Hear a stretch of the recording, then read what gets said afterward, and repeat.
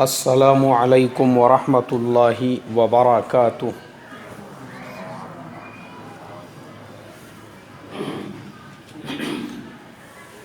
الحمد للہ نحمده ونستعینه ونستغفره ونؤمن به ونتوکل علیہ ونعوذ باللہ من شرور انفسنا ومن سیئات اعمالنا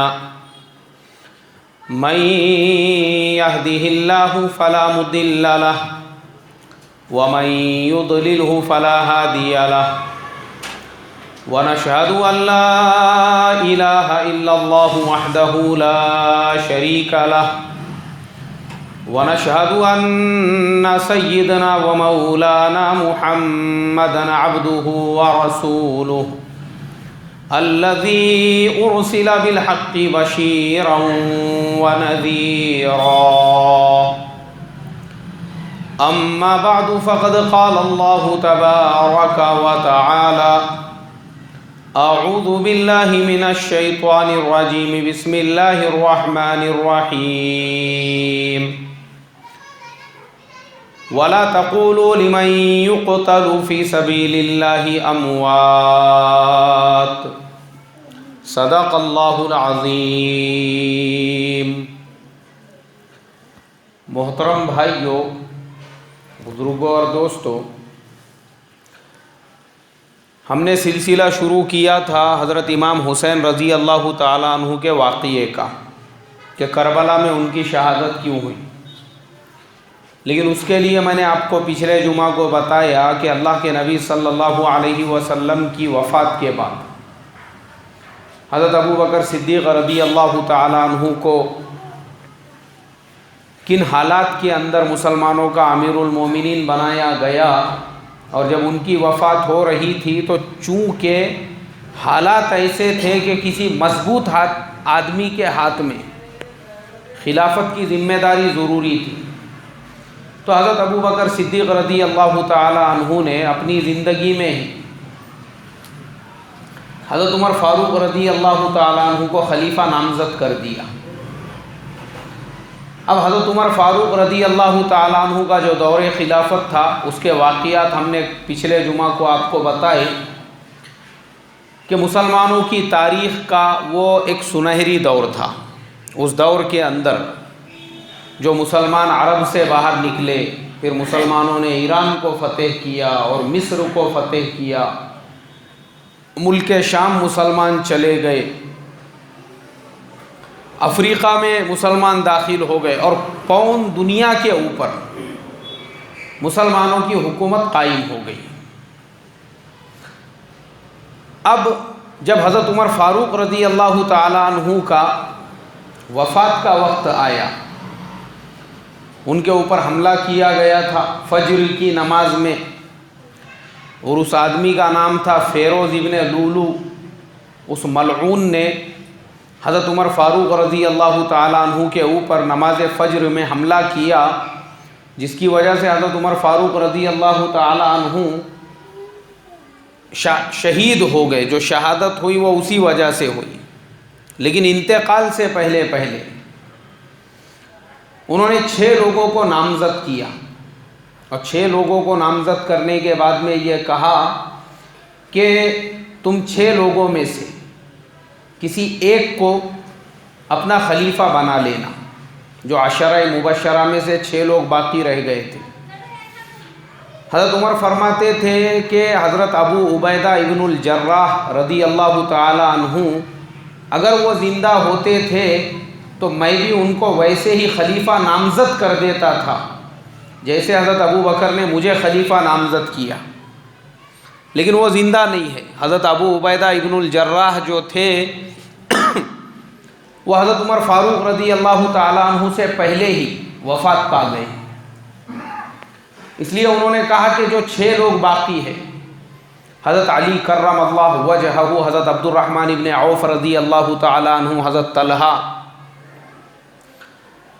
حضرت عثمان غنی رضی اللہ تعالیٰ عنہ، یہ سارے جو صحابہ باقی رہ گئے تھے، اور ایک آدمی کو اور بڑھایا مشورے کے اندر، اور کہا کہ مشورے میں میرے بیٹے عبداللہ ابن عمر وہ بھی رہیں گے، اس لیے کہ حضرت عبداللہ ابن عمر جو تھے وہ صحابہ اکرام میں ان کا بہت بڑا مقام تھا، بہت بڑا مرتبہ تھا، اتنے بڑے عالم تھے، محدث تھے، فقیہ تھے، مفسر تھے۔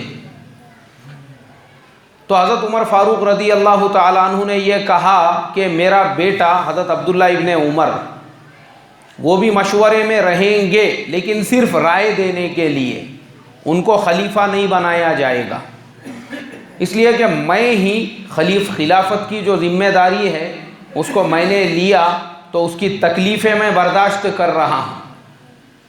خلافت کی ذمہ داری کی جو تکلیفیں ہیں اس کو میں برداشت کر رہا ہوں۔ اب میں یہ نہیں چاہتا کہ میرے خاندان کے کسی اور فرد کے اوپر بھی وہ ذمہ داری ڈال کر اس کے زندگی کو تم لوگ تنگ بنا دو، اس لیے انہوں نے کہا کہ میرے بیٹے حضرت عبداللہ ابن عمر مشورے میں رہیں گے، لیکن وہ کیا نہیں بنیں گے بھائی؟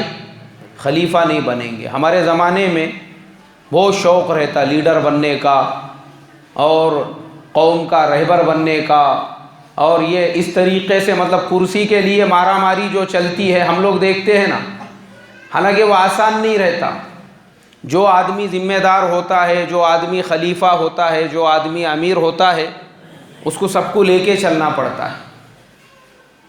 اس کو اگر لے کر چلے برابر سے تو دوسرا ناراض، اس کو لے کے چلے تو وہ ناراض۔ اس کی مثال ایسی ہوتی ہے جیسے بینڈ کولیوں کو ترازو کے اندر تولنا۔ کس کو تولنا بھائی؟ مینڈک تو سمجھتی نا سب کو، مینڈک جو ہوتی ہے، مجھے آپ بتاؤ ایک آدمی کے ہاتھ میں ترازو ہے اور اس کو کلو بھر مینڈک گننے کا ہے، تو آسان ہے کیا اس کو گننا؟ کیونکہ ایک کو پکڑنے جا رہا تو دوسری ترازو میں سے خود ہی مار کے کیا کر رہی؟ بھاگ جا رہی، اس کو پکڑے تو تیسری کو پکڑے تو چوتھی۔ تو جیسے مینڈک کو گننا مشکل ہے، ویسے ہی امیر بننا، ویسے ہی ذمہ دار بننا، ویسے ہی خلیفہ بننا، ویسے ہی بادشاہ بننا، ویسے ہی کسی چیز کا ذمہ دار بننا، چاہے وہ کسی ٹرسٹ کا صدر ہو، مدرسے کا صدر ہو، کسی بھی چیز کے لائن کا وہ ذمہ دار ہو۔ ذمہ دار بننا آسان ہے کیا بھائی؟ ذمہ دار بننا آسان نہیں۔ اسی لیے انگریزی میں ایک کہاوت ہے کہ if you want to make everyone happy so don't be a leader, sell ice cream۔ کیا مطلب ہے اس کا؟ اس کا مطلب یہ ہے اگر تم کو لیڈر بننے کا ہے نا، leader, if you want to make everyone happy، اگر تم ہر آدمی کو خوش رکھنا چاہتے ہو تو زندگی میں کبھی بھی لیڈر مت بننا۔ کیا نہیں کرنا بھائی؟ ہر آدمی کو اگر تم کو خوش رکھنے کا ہے تو زندگی میں کبھی بھی کیا مت بننا؟ ذمہ دار مت بننا، امیر مت بننا، لیڈر مت بننا۔ کیوں؟ اس لیے کہ تم ایک کو خوش کرنے جائیں گے تو دوسرا کیا ہو جائے گا؟ ناراض۔ تو تم سب کو خوش رکھ سکتے کیا؟ بولے اگر سب کو خوش رکھنے کا ہے تو پھر تم نے آئس کریم کا دھندا شروع کر دینا، اس لیے کہ جو آئس کریم بیچنے والا رہتا اس کا آئس کریم کھا کے سب اس سے کیا رہتے بھائی؟ خوش رہتے۔ ایک بھی ناراض رہتا کیا؟ ایک بھی آدمی ناراض نہیں رہتا۔ تو یہ بہت بڑا مسئلہ ہے یہ۔ If you want to make everyone happy, don't be a leader, sell ice cream۔ Ice cream بیچو، سب خوش رہیں گے محلے کے اندر۔ تو حضرت عبداللہ ابن عمر سے حضرت عمر نے کہا کہ میرا بیٹا مشورے کے مجلس میں تو رہیں گا، لیکن اس کو تم لوگ کیا نہیں بناؤ گے؟ ذمہ دار نہیں بناؤ گے، کیونکہ میں خود ذمہ داری جو سنبھال رہا ہوں وہ میں جانتا ہوں کہ وہ ذمہ داری سنبھالنا ایسے ہے جیسے آگ پہ چلنا ہے۔ اب سارے وہاں پہ مسلمان جمع ہو گئے اور حضرت عمر نے اپنے بیٹے حضرت عبداللہ ابن عمر کو لیکن ایک نصیحت کی، بولے بیٹا تو خود تو ذمہ دار مت بننا، لیکن یاد رکھ مسلمان جس کو خلیفہ بنائے، مسلمان جس کو خلیفہ بنائے اور مسلمانوں کی اکثریت جس کے ساتھ میں ہو تو بھی انہی کے ساتھ میں چلنا۔ کس کے ساتھ میں چلنا بھائی؟ مسلمانوں کی اکثریت۔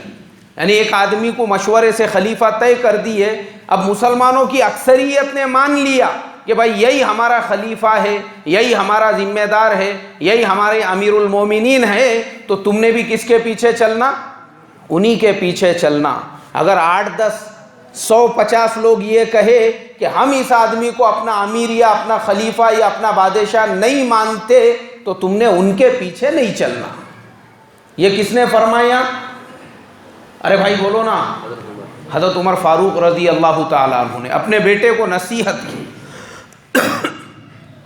حضرت عبداللہ ابن عمر کو۔ پہلے تو کہا کہ تم خود بھی ذمہ دار مت بننا، خلافت کی ذمہ داری نہیں لینا، لیکن مسلمان جس کو طے کرے اور مسلمانوں کی بڑی جماعت جس کے ساتھ میں ہو، تم نے بھی اسی کی تابع داری کرنا۔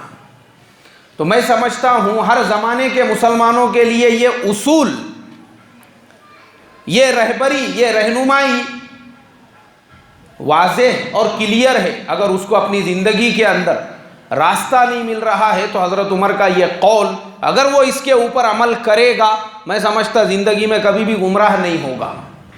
کیا نہیں ہوگا بھائی؟ ہاں، گمراہ نہیں ہوگا۔ تو حضرت عمر فاروق رضی اللہ تعالیٰ عنہ کا وصال ہو گیا۔ اب یہ جو 6 لوگ تھے، مشورے سے حضرت عثمان غنی رضی اللہ تعالیٰ عنہ کو مسلمانوں کا امیر المومنین طے کر دیا گیا۔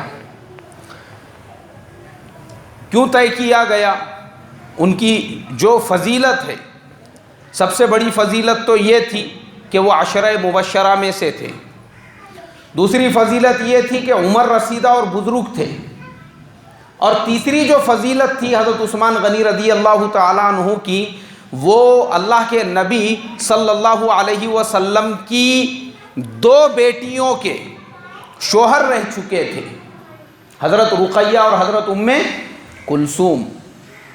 اور اللہ کے نبی صلی اللہ علیہ وسلم نے فرمایا تھا، وہ دونوں بیٹیوں کا جب انتقال ہو گیا، فرمایا کہ اگر میری اور بھی بیٹیاں ہوتی تھی تو میں اس بات کو پسند کرتا تھا کہ میری وہ بیٹی کس کے نکاح میں رہے؟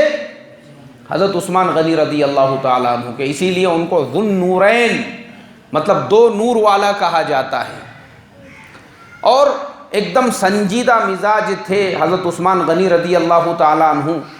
تو مشورے سے جو 6 لوگ تھے، ان کے مشورے سے حضرت عثمان غنی رضی اللہ تعالیٰ عنہ وہ خلیفہ اور امیر بنا دیے گئے۔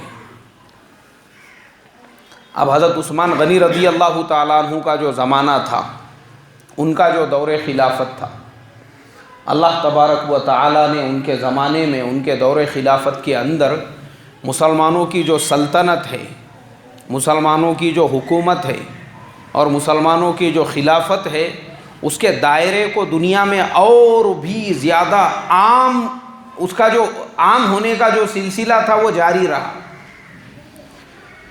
مسلمان، میں نے پچھلے باری میں بتایا تھا کہ عرب سے نکل کے افریقہ میں داخل ہو گئے، مصر، الجزائر، تیونس، مصر، لیبیا، تیونس، الجزائر، مراکش، وہاں تک مسلمان پہنچ گئے۔ اور اس کے بعد کیا ہوا؟ طارق ابن زیاد، موسیٰ ابن نزیر، حضرت عقبہ ابن نافع، جنہوں نے پورے افریقہ کو فتح کیا تھا، اب ان کا زمانہ جب آیا، ان کے لیے راستے کھل گئے اور وہ لوگ ایشیا سے افریقہ اور پھر افریقہ سے یورپ میں چلے گئے۔ کہاں چلے گئے بھائی؟ یورپ کے اندر، یورپ کے اندر داخل ہو گئے۔ یورپ میں داخل ہونے کے بعد جو مسلمانوں کے بارے میں یہ کہا جاتا ہے کہ 1000 سال تک مسلمانوں نے اسپین پر حکومت کی اور اس کے اطراف کا بہت بڑا علاقہ، آج بھی مسلمانوں کو یہ چیزیں پتہ ہونا چاہیے کہ یورپ کے اندر آج بھی کچھ ملک ایسے ہیں جن ملکوں کے اندر 90% آبادی مسلمانوں کی ہے، 40% آبادی، ارے بھائی بولو نا، مسلمانوں کی ہے، 30% آبادی کس کی ہے؟ 20% اور 10% آبادی کس کی ہے؟ مسلمانوں کی ہے۔ یہ بوسنیا سے جتنے ممالک 1991 کے اندر الگ ہوئے، 94 میں، اور یہ 8 ملک جو الگ ہوئے، یہ سارے ملکوں کے اندر آپ کو اکثریت مسلمانوں کی ملے گی، آج بھی، آج کے زمانے کے اندر بھی۔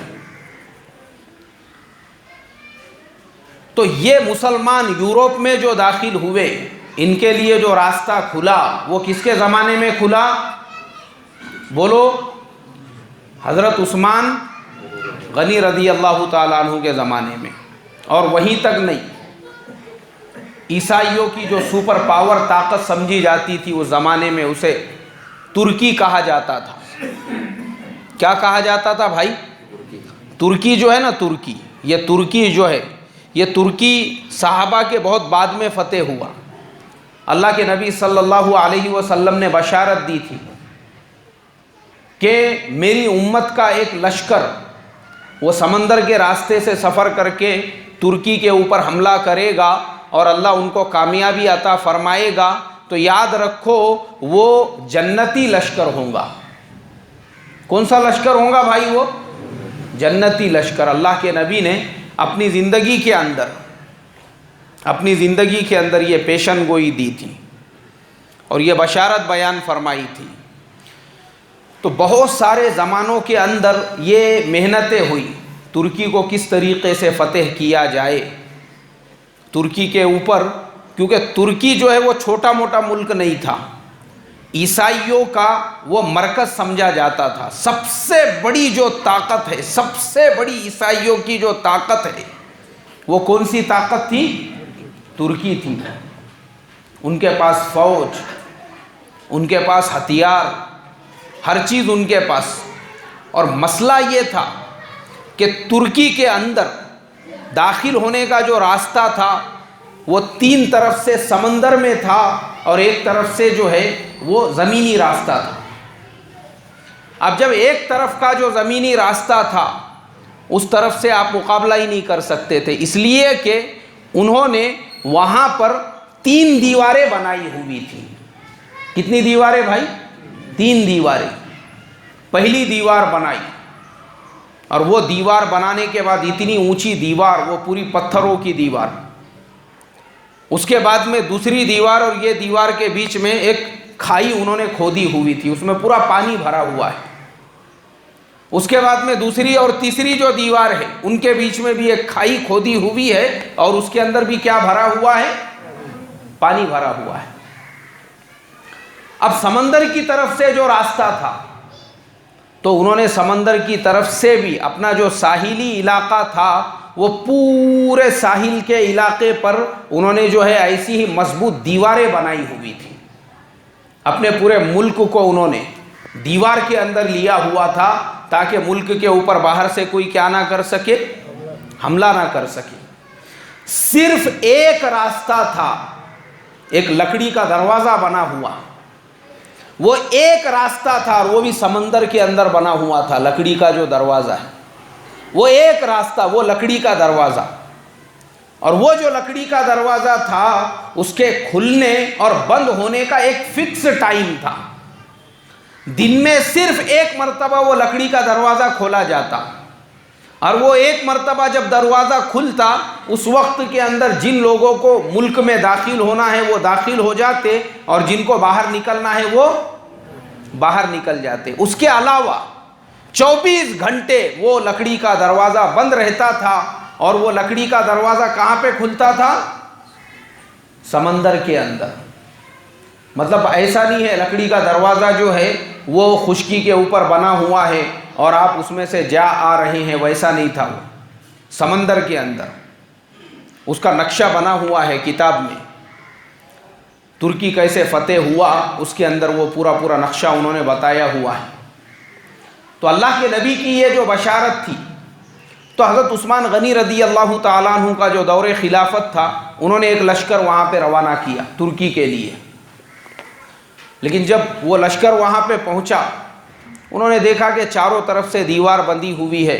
اس کے بعد میں اور بھی جو لوگ آئے انہوں نے اپنے اپنے زمانے میں لشکر بھیجے، لیکن وہاں پہ کسی کو بھی کامیابی نہیں ملی، اس لیے کہ جو بھی لشکر وہاں پہ جاتا وہ پڑاؤ ڈالتا واپس آ جاتا، اس لیے کہ تم دیوار سے ادھر جا ہی نہیں سکتے تھے، راستہ ہی نہیں تمہارے پاس میں، نہ تم دیوار پہ چڑھ سکتے، اور چڑھ گئے تو دیوار کے بعد میں کیا ہے؟ آگے کھائی بنی ہوئی ہے اور آگے ویسی ہی ایک دیوار ہے۔ تو حضرت ابو ایوب انصاری رضی اللہ تعالیٰ عنہ ان کا واقعہ ملتا ہے، بوڑھے ہو چکے تھے، بزرگ ہو چکے تھے، عمر رسیدہ ہو چکے تھے، اور عمر رسیدہ ہونے کے بعد حضرت ابو ایوب انصاری رضی اللہ تعالیٰ عنہ کو جب پتہ چلا کہ ایک لشکر وہ ترکی فتح کرنے کے لیے جا رہا ہے، تو حضرت ابو ایوب انصاری رضی اللہ تعالیٰ عنہ نے فرمایا کہ میں بھی اس لشکر کے ساتھ میں آنا چاہتا ہوں، میں بھی وہ بشارت میں شامل ہونا چاہتا ہوں، اس لیے کہ اللہ کے نبی نے فرمایا تھا کہ جو لشکر بھی ترکی کو، اب وہ ترکی ہم بولتے آج کے زمانے میں، پرانے زمانے میں اس کو قسطنطنیہ بولتے تھے، کیا بولتے تھے؟ قسطنطنیہ بول کے اس کا نام تھا، انگریزی میں اس کو کانسٹینٹائن ایسا کچھ تو بھی نام ہے اس کا، وہ کہا جاتا تھا۔ تو قسطنطنیہ کے بارے میں عربی کے اندر وہ ملتا ہے، اس کو جو فتح کریں گا، حضرت ابو ایوب انصاری ان کے ساتھ میں ہو گئے، سوار نہیں ہو سکتے ہیں، اسی حالت میں چلے۔ اب بزرگ آدمی، لیکن جذبہ ان کے دل کے اندر کہ بھائی مجھے تو کسی بھی حال میں جو ہے وہ ترکی کو فتح کرنا ہے، اور اس لشکر کے ساتھ میں یہ بشارت حاصل کرنے کی ہے، تو لشکر کے ساتھ میں ہوئے، اور راستے میں ان کے انتقال کا وقت قریب آ گیا۔ حضرت ابو ایوب انصاری رضی اللہ تعالیٰ عنہ کا جذبہ دیکھو، انہوں نے اپنے ساتھیوں سے کہا کہ راستے میں اگر میرا انتقال ہو جائے، مجھے راستے میں دفن مت کرنا، بلکہ دشمنوں کے ملک میں داخل ہونے کے بعد ان کی دیوار کے بازو میں وہاں پہ لے جا کے مجھے دفن کرنا، تاکہ کل قیامت کے دن جب مجھے اٹھایا جائے تو میں جو ہے ان کے ملک سے اٹھوں اور اللہ تبارک و تعالیٰ کے دربار میں یہ شہادت دے سکوں، پیدا تو میں مدینہ میں ہوا تھا، لیکن میں نے دین کی خاطر اپنی قبر کہاں بنایا بھائی؟ دشمنوں کے ملک میں بنایا۔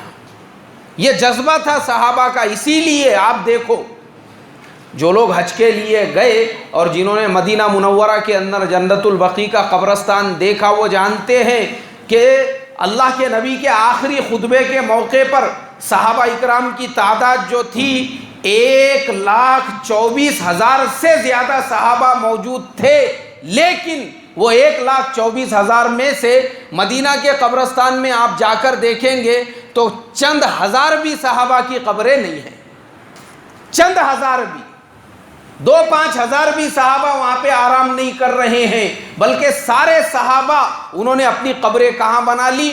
ہندوستان میں آپ کو صحابہ کی قبریں ملیں گی، چائنا کے اندر صحابہ اکرام کی قبریں ملیں گی، اور دنیا کے دوسرے ملکوں میں، یورپ کے اندر صحابہ اکرام کی قبریں آپ کو ملیں گی۔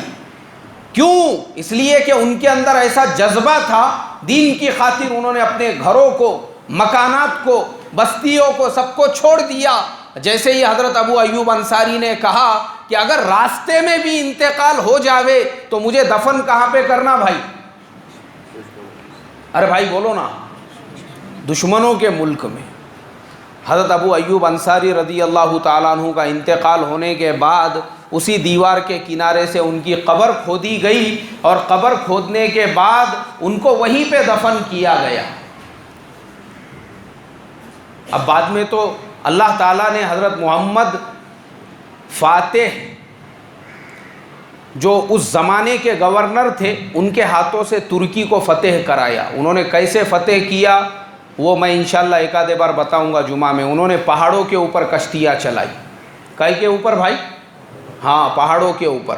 آپ نے کشتی کو کہاں پہ چلتے ہوئے دیکھا؟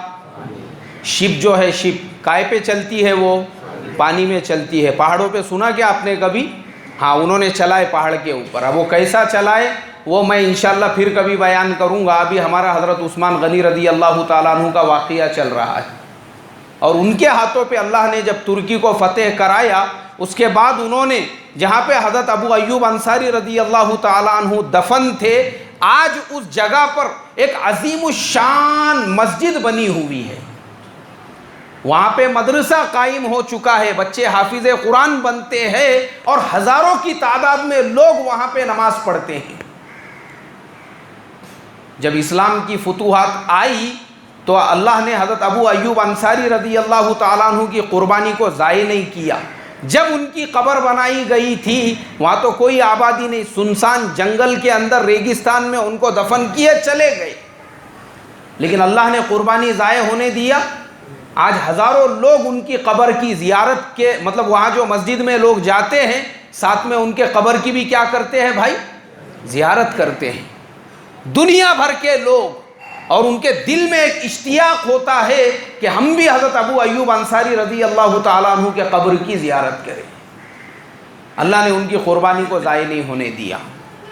تو حضرت عثمان غنی رضی اللہ تعالیٰ عنہ کا یہ جو زمانہ تھا اس میں فتوحات کا سلسلہ چلتا رہا، لیکن میرے محترم بزرگوں دوستو، ہر زمانے میں جیسے اللہ کے نبی کے زمانے میں ایک طرف تو وہ صحابہ تھے جو اللہ کے نبی کی خاطر اپنی جان دینے کو تیار تھے، تو وہیں دوسری طرف ایک منافقین کا گروپ تھا جو رات دن اس کوشش میں لگا رہتا تھا کہ اللہ کے نبی صلی اللہ علیہ وسلم کو تکلیف پہنچائے۔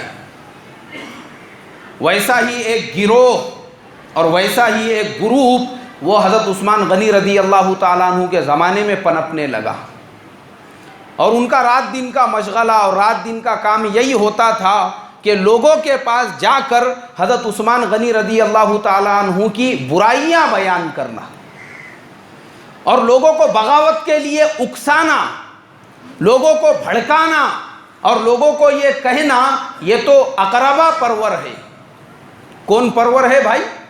اقربا پرور۔ اقربا پرور اب اردو کا ایک دم گھٹ یہ لفظ ہے، مجھے لگتا ہے بہت سارے لوگوں کے جو ہے سمجھ میں نہیں آیا ہوں گا اقربا پرور کسے کہتے ہیں۔ اقربا پرور کا مطلب یہ ہوتا ہے کہ یہ اپنے رشتہ داروں کو آگے بڑھا رہے ہیں، دوسروں کو آگے نہیں بڑھا رہے۔ انہوں نے اپنے رشتہ داروں کو یہ ملک کا گورنر بنا دیا، انہوں نے اپنے رشتہ داروں کو وہ ملک کا گورنر بنا دیا، انہوں نے اپنے رشتہ داروں کو وہ ملک کا گورنر بنا دیا، ایسا بول بول کر ان کی جو اچھائیاں ہے وہ لوگوں کے سامنے نہیں بیان کرتے تھے، بلکہ لوگوں کے سامنے ان کی کیا بیان کرتے تھے؟ برائی تو ان میں تھی ہی نہیں، اس لیے کہ وہ تو دنیا میں ہی جنت کی بشارت پا چکے تھے، برائی کا تو سوال بھی نہیں پیدا ہوتا، ان میں تھی تو اچھائیاں ہی اچھائیاں۔ لیکن میرے محترم دوستو، جو فتین لوگ ہوتے ہیں، فتنہ پرور ہوتے ہیں، اچھے آدمی میں بھی کیا تلاش کرتے ہیں؟ ان کا کام ہی رہتا، جیسے مثال کے طور پر ایک برا جانور جس کو ہم لوگ برا جانور کہتے ہیں، جو گندگی تلاش کرتا ہے نالیوں کے اندر، کچرے کے کنڈی میں، ادھر ادھر۔ اب وہ بیچارے کی فطرت ہے کہ جہاں جائے وہاں پہ کیا تلاش کرنا؟ گندگی تلاش کرنا۔ اب ویسے برے جانور کو کسی نے امپریس گارڈن میں لے کر چلا گیا، اس کو بولا چل آج میں تیرے کو گارڈن کی سیر کراتا ہوں۔ تیرے کو معلوم ہے کیا؟ یہ بوٹینک گارڈن ہے، یہاں پہ ریسرچ چلتا پھولوں کے اوپر، الگ الگ ٹائپ کے جو پھول ہے، گلاب کے پھول کے اوپر اور چمیلی کے پھول کے اوپر اور موگرا کے پھول کے اوپر اور کیوڑا کے پھول کے اوپر، اور یہ پھول اور وہ پھول، دنیا بھر کے پھول یہاں پر ہے، چل میں تیرے کو ذرا آج اس کی سیر کراتا۔ اب اس نے وہاں پہ اس کو لے کر چلا گیا، وہاں جانے کے بعد میں اس نے سب دیا چھوڑ کر بولے یار یہاں پہ 2 نمبر کی جگہ کہاں پہ ہے؟ واچ مین نے بولا یار یہاں تیرے کو 2 نمبر کی جگہ کی کیا پڑی ہے، تو یہاں پھول دیکھنے کے لیے آیا ہے۔ اس نے بولا میں پھول وول نہیں دیکھتا، بولے میری فطرت ہے، میری عادت ہے، مجھے ہر جگہ پہ کیا تلاش کرنے کی عادت ہے؟ برائی تلاش کرنے کی عادت ہے، گندگی تلاش کرنے کی۔ تو اتنے اچھے گارڈن میں جہاں پہ اتنے قیمتی قیمتی پھول ہے، اس نے ان کو دیا سب کو چھوڑ کر، اور وہاں پہ بھی وہ کیا تلاش کرنے لگا؟ Cadbury ice cream. وہاں پہ بھی اس کو وہی فکر پڑی، اللہ حفاظت فرمائے۔ تو حضرت عثمان غنی رضی اللہ تعالیٰ عنہ کے زمانے میں، حضرت عثمان غنی رضی اللہ تعالیٰ عنہ کے، یعنی آپ سوچو وہ انسان جن کے زمانے میں مسلمان یورپ میں داخل ہو گئے، یورپ میں کہاں پہ داخل ہوئے بھائی؟ یورپ، ہاں یہ جو ہے نا انگلینڈ، فرانس، اٹلی، جرمنی، اس کے نیچے مسلمانوں کے ملکوں کا سلسلہ شروع ہو جاتا ہے، یہ البانیہ وغیرہ یہ سب مسلمانوں کے ملک ہے۔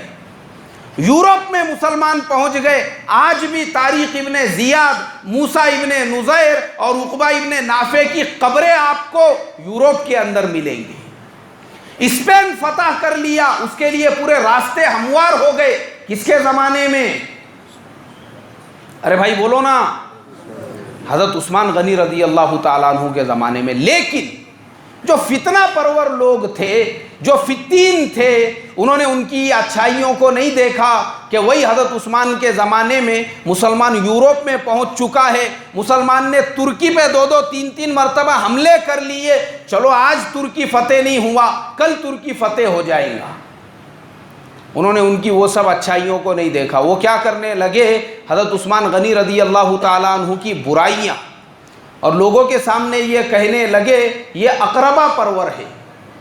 کون ہے بھائی؟ یہ اقربا پرور ہے. مطلب انہوں نے اپنے رشتہ داروں کو اٹھا کے بڑے بڑے پوسٹ دے دیے, انہوں نے اپنے رشتہ داروں کو فلانے ملک کا گورنر بنا دیا, اور انہوں نے اپنے رشتہ دار کو فلانے شہر کا گورنر بنا دیا, اور انہوں نے اپنے رشتہ دار کو یہ دے دیا. حضرت عثمان غنی رضی اللہ تعالیٰ عنہ اور عبداللہ ابن سبا اس جماعت کا لیڈر تھا. ملک شام کے اندر اس نے ایسی پوری ایک جماعت, اب وہ جو لوگ تھے وہاں کے, ان لوگوں کو بھی آپ کو سمجھنا ضروری ہے. وہ کون لوگ تھے؟ یہ وہ لوگ تھے جو کبھی مکہ اور مدینے میں آئے چ نہیں, نہ وہ حضرت عثمان غنی رضی اللہ تعالیٰ عنہ کو جانتے تھے, نہ انہوں نے کبھی اپنی زندگی میں ان کو دیکھا تھا, ان کو معلوم ہی نہیں. یہ وہ لوگ تھے جو علاقے حضرت عمر کے زمانے میں اسلام میں داخل ہوئے, وہ پورے علاقے حضرت عمر فاروق رضی اللہ تعالیٰ عنہ کے زمانے میں مسلمان ہوئے تھے.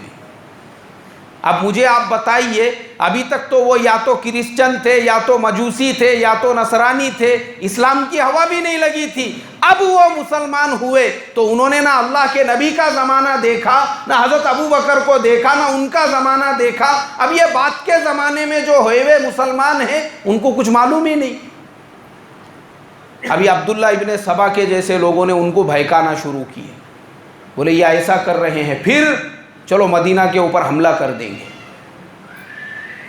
30,000 کا لشکر لے کے عبداللہ ابن سبا اپنی جماعت کے ساتھ اس نے مدینہ پہ حملہ بول دیا.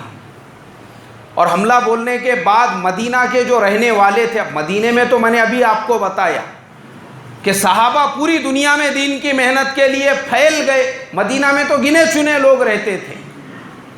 انہوں نے مدینے میں آ کے مسلمانوں کے گھروں کو گھیر لیا, کوئی گھر سے باہر نہیں نکلے گا.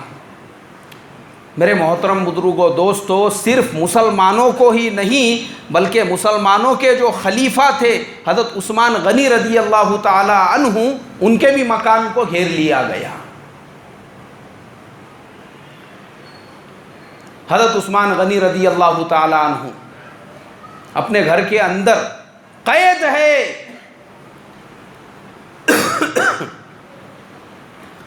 اور قید ہونے کے بعد کئی دنوں کے محاصرے کے بعد ایک دن انہوں نے تھوڑی سی جگہ دیکھی, اور وہ جگہ میں سے انہوں نے جمپ مار کے کود کر حضرت عثمان غنی رضی اللہ تعالیٰ عنہ کے گھر میں داخل ہو گئے. اور داخل ہونے کے بعد ایک شخص نے حضرت عثمان غنی رضی اللہ تعالیٰ عنہ کی داڑھی پکڑ لی اور ان سے یہ کہا کہ تم اقربا پروری کر رہے ہو اور تم نے زبردستی خلافت کے اوپر قبضہ کر کے رکھا ہے, تمہاری وجہ سے مسلمانوں میں فتنے پیدا ہو رہے ہیں. اور وہاں پہ حضرت عثمان غنی رضی اللہ تعالیٰ عنہ قرآن پاک کی تلاوت کر رہے تھے. جمعہ کا مبارک دن تھا, سورہ کہف آپ کے سامنے کھلا ہوا تھا. وہی داڑھی پکڑ کے مسلمانوں کے تیسرے خلیفہ حضرت عثمان غنی رضی اللہ تعالیٰ عنہ کو شہید کر دیا گیا.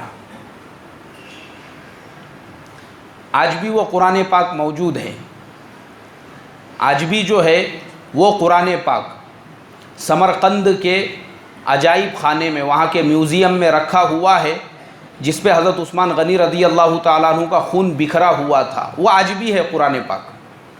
ان کی بیوی حضرت نائلہ ان کا نام تھا, ان کے ساتھ میں بس سلوکی کی گئی اور حضرت عثمان غنی رضی اللہ تعالیٰ عنہ شہید ہو گئے. میرے محترم بزرگوں, دوستو, یہ واقعہ میرے اور تمہارے لیے عبرت ہے۔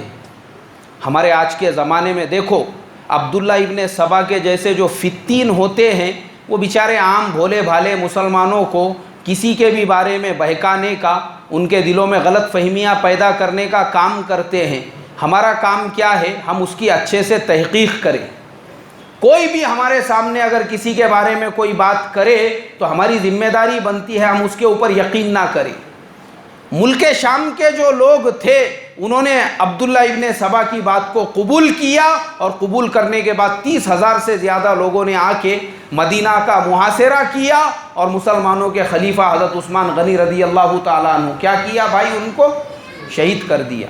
اور وہ جو لوگ تھے ان کو معلوم ہی نہیں ہے، کیونکہ وہ ایمان میں کب داخل ہوئے؟ ابھی ان کو ایمان میں تو ابھی داخل ہوئے تھے وہ۔ تو ہماری بات کا سلسلہ چل رہا تھا کربلا کے واقعے سے۔ تو پچھلے جمعہ کو ہم نے حضرت عمر فاروق، حضرت ابو بکر صدیق کے زندگی کے حالات سنے تھے۔ آج ہم نے حضرت عثمان غنی رضی اللہ تعالیٰ عنہ کا واقعہ سنا۔ اب اگلے جمعہ کو حضرت علی رضی اللہ تعالیٰ عنہ کی جو خلافت تھی اور اس وقت کے جو حالات تھے وہ ہمارے سامنے تفصیل کے ساتھ میں بیان ہوں گے، تو پھر ہم کو سمجھ میں آئے گا کہ کربلا میں حضرت امام حسین کو کیوں شہید کیا گیا۔ اس لیے میری آپ تمام لوگوں سے درخواست ہے وقت پر پہنچنے کی فکر اور کوشش کریں گے انشاءاللہ۔ اللہ مجھے آپ کو عمل کی توفیق عطا فرمائے۔ جن کی سنتیں باقی ہے وہ پڑھ لے بھائی۔